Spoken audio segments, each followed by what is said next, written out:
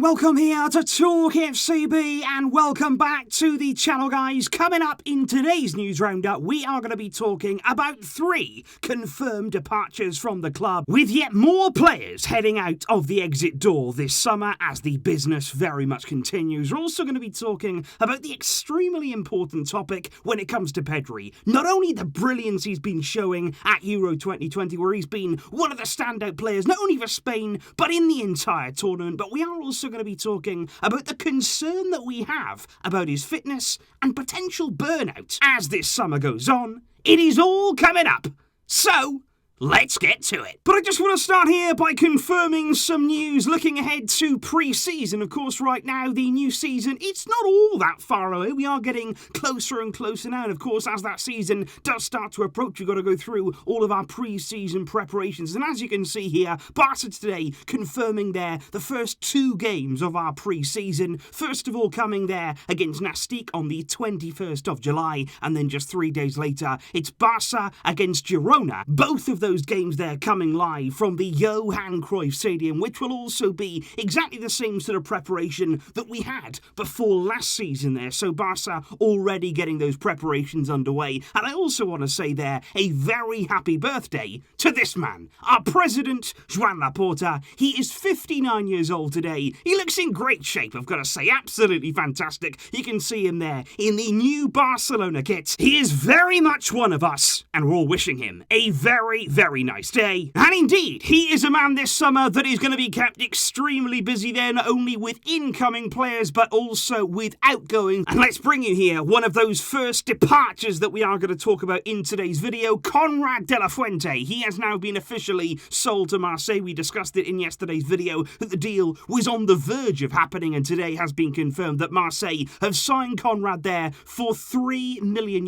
That is the fee that Barça are going to receive. Barça will also retain a percentage of any future sale of KONRAD. And although it wasn't stated there in the official announcement, it is expected that Barça will have some sort of buyback clause in that deal. KONRAD will wear the number 20 shirt for his new club, Marseille. And I do have to say, I wish him all the very best. I think he's 19 years old. He's still got a lot of time there to develop. He clearly has talent. We've seen that at Barcelona B. We've seen flashes of what he is capable of. And I just hope there now that he can go to Marseille, get regular game time, step up to that first team level. And I'm sure he's going to go on and have a good career. Another man who is out of the exit door today is none other than MATHEUS Fernandes, the slightly mysterious figure from the Barcelona first team. You barely saw him at all last season, but of course Bartomeu decided that in 2020 he was going to sign MATHEUS Fernandes from Palmeiras for €7 million there, a fee that could have risen to over 10 million with variables. Another very murky deal there, especially with Bartomeu's business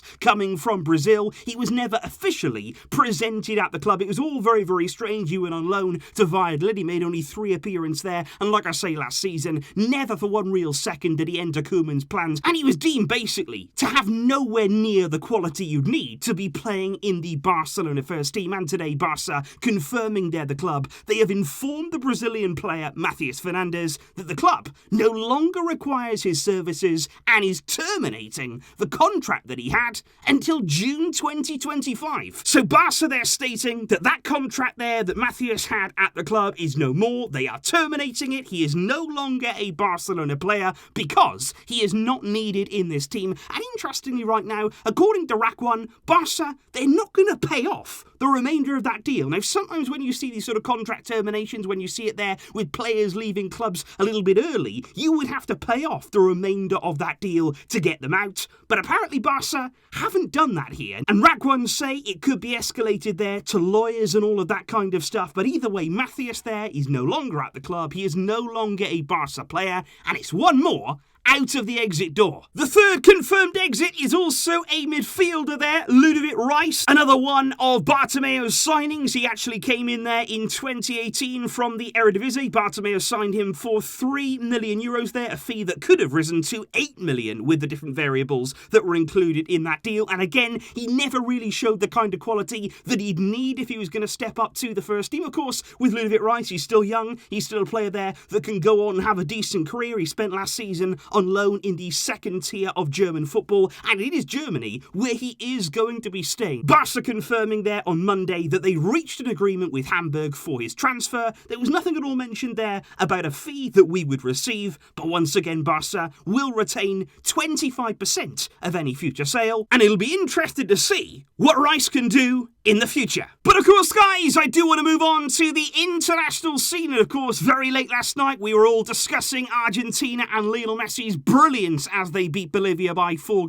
Sergio Aguero also involved there in a moment of magic to assist Messi's second goal. That was a really, really good game for Argentina. Full match review there is over on MORETALKFCB. But of course, over in Europe, at Euro 2020, things were really happening too. Very, very entertaining games they were on Monday. Unbelievable it was. Spain against Croatia. Croatia there coming back from 3-1 down in that game to force it into extra time before Alvaro Morata, of all people, stood up in extra time and smashed home a really important finish there to give them the lead before Oyarzabal put the game beyond doubt. But I want to mention first of all here Sergio Busquets. Once again yesterday he was named as the official man of the match against Croatia, and that's exactly the same as he was against Slovakia in Spain's final game. And just look at the difference there. Busquets of course missed the first few games of Spain's Euro 2020 journey because of COVID. He's come back in and they are a completely different team there. He's so important in midfield to play that decisive pass. They really missed that when he wasn't there. They were too conservative. They were passing it for passing's sake. Busquets has gone in there. He controls things, but he can also penetrate, and he's been really impressive at the Euros. And exactly the same goes for his midfield partner, who's been very much trusted by Luis Enrique,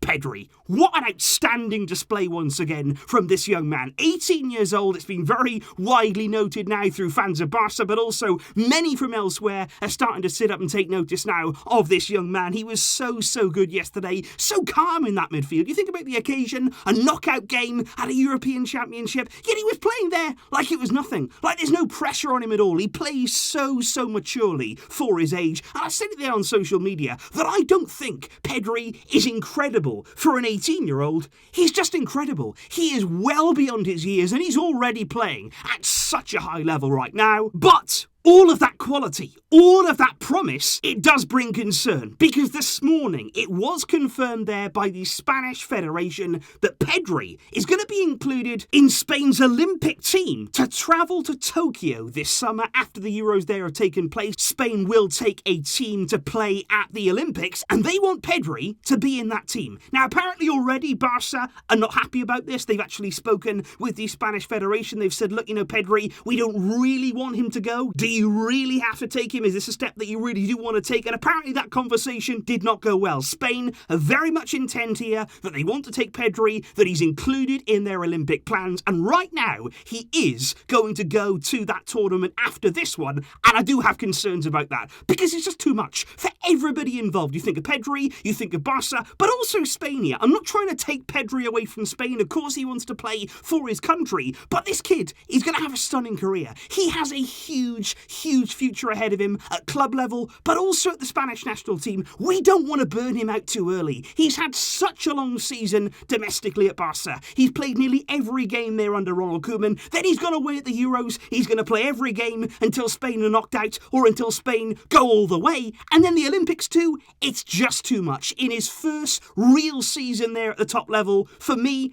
Pedri needs some rest for the sake of him and for the sake there of Barca and Spain as we look to the future of his career. This is a step here that we don't want to rush. We don't want to rush him into all these tournaments, all these games. Let's take time here. He is a special player. He is playing absolutely beautifully, but let's manage it and let's be mature about this. But also congratulations to Oscar Mingueza and also Eric Garcia. They have also been included in the Spanish Olympic squad, and those two, of course, could line up in defence together in the Spain team there and also back at Barca next season. But what do you think, guys? Let me know your thoughts in the comments down below there on that Pedri situation. I think we're all really enjoying watching him right now in that Spanish team. But what would you do about the Olympics? Should he go? Would you try and force Spain's hand? Do Barca have the power to do that? And if you were Pedri, what would you want to do? Let me know all of those thoughts down below, along with everything else that we have discussed in today's video. There's plenty going on,